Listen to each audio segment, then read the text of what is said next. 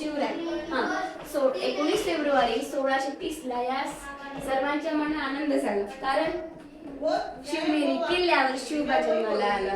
ठीक आहे. वडील शहाजीराजे आणि आई जिजाबाई. वडील शहाजीराजे आणि आई जिजाबाई शिकवण दिली लढ हिमतीने स्वराज्याची लढाई. शिकवण दिली लढ हिमतीने स्वराज्याची लढाई. यश मिळवले असो प्रतापगड सिंहगड सिंधुदुर्ग की पुरंदर. यश मिळवले असो प्रतापगड सिंहगड सिंधुदुर्ग की पुरंदर. पदवी छत्रपती आणि म्हणतात त्यांना राजनीती धुरंधर.